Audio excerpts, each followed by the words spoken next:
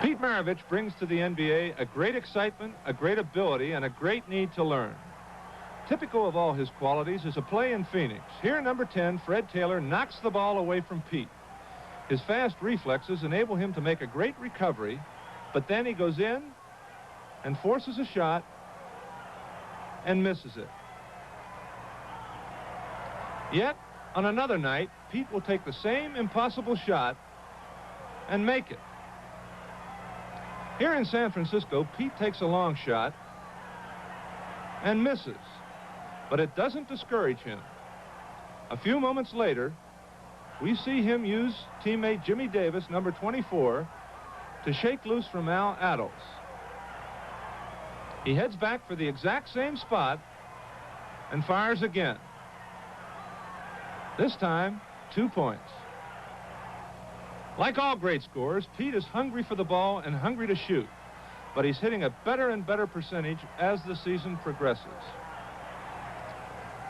In super slow motion, it seems that Pete has gone too far beyond the backboard to make this shot.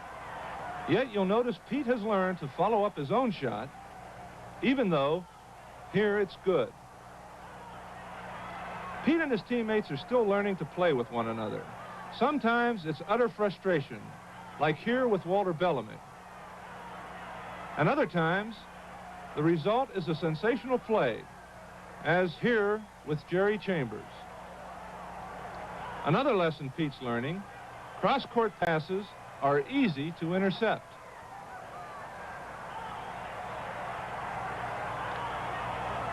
He's also learning he doesn't own that basketball court. Fans thrill just to see Pete dribbling, changing from one hand to the other.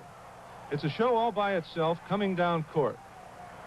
But his style can cause him trouble, especially in heavy traffic and against a 6-year pro like Wally Jones of Philadelphia right here.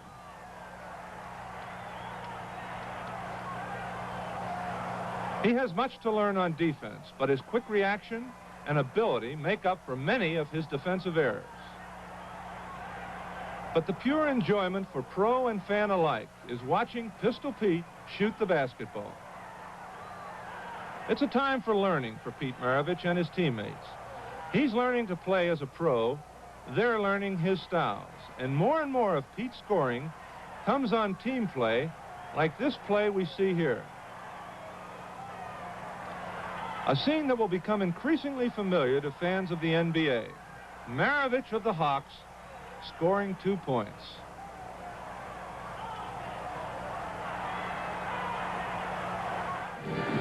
Pete Maravich had 12 points in the first half. He's standing at center court right now with Jack Twyman. Pete, we talked at halftime of your first game as a pro, and now this is game number 35. What are you doing differently, if anything? Well, differently, Jack, I believe that I've gotten into the lineup a lot more. I'm starting now, and the reason for this, I guess, we're moving the ball a lot better. We've improved our record from, I think we were about 7-22. Now we've got up to 12-23, which is not too good, except that we're only about two games behind Cincinnati in our division. So that's what we're looking forward to, and we just hope to just keep improving. Pete, I made the point in the first half that you're figuring more into the Atlanta offense. You're the hub of the offense. Is this what you and Richie Guerin are trying to do, get you more into the offense? Well, I think we just try to keep everybody in the offense. We want to try to keep all our big men happy, and you know that you have to do this. And our main thing is just to try to run as much as we can, and when we don't have the shot, to try to set up one of our big men. Pete, how about defensively? The Suns have been running you into double and triple picks. Has that been a problem for you in the first 35 games of your pro career? Well, I've been running into a lot of picks, and I've gotten all my knocks. I've had about 10 stitches so far this season. I'm sure I'll get a lot more, but the main thing on these, what we're going to try to do is just try to switch more often because they do a lot of, you know, cutting off their centers and their forwards. How about this Atlanta ball club? You're 12 and 23. Do you think that you can turn it around, so to speak, and do you have the kind of a ball club that can be a factor in the last half of the season? Definitely, I think so. I think we are coming of age right now. We've won 6 of our last 8 games, and I think that we are about 75% of our schedule is at home in January, so this is definitely an advantage for us. So we're just looking forward to, you know, the new year and everything, and try to get things going again. Fine, Pete. Thank you very much. Thank you, Jay. Now let's go back to Keith.